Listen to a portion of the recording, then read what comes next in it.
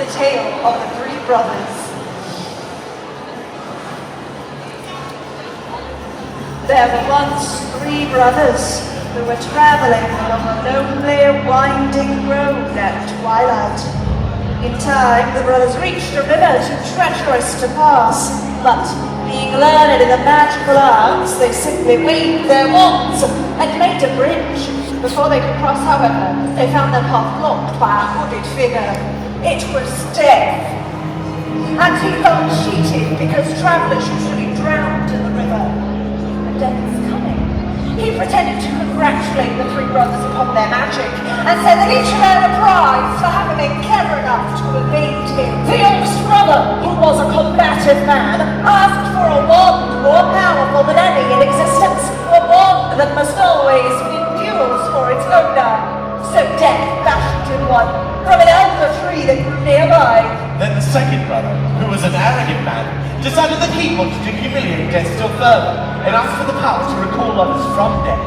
So Death picked up a stone from the riverbank and gave it to him. Finally, Death turned to the third brother, a humble and wise man. He did not trust Death, so he asked for something that would enable him to go forth from that place without being followed by Death.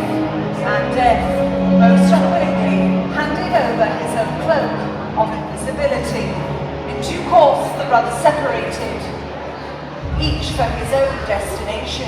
The first brother travelled to a distant village, where he sought out a wizard with whom he had once quarrelled. Naturally, with the elder wand as his weapon, he could not fail to win the duel that followed. Leaving his enemy upon the floor, the oldest brother proceeded to an inn, where he boasted loudly of the powerful wand he had snatched from Death himself, and of how it made him invincible.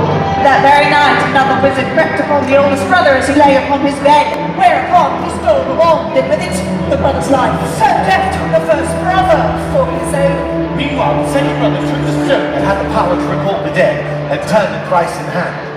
To his amazement and his delight, the figure of the girl he was hoped to marry before her untimely death appeared once before him. Yet soon, she turned sad and cold, for she did not belong in the mortal world. Driven mad with hopeless longing, the second brother took his own life, so as truly to join her. And so Death took the second brother for his own. As for the third brother, Death searched for many years, but he was never able to find him. It was only when he had attained a great age that the youngest brother shed the cloak of invisibility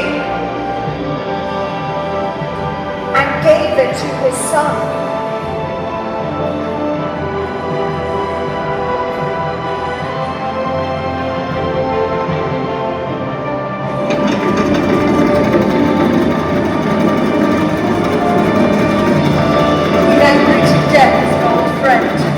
Went with him gladly, departing this life as equal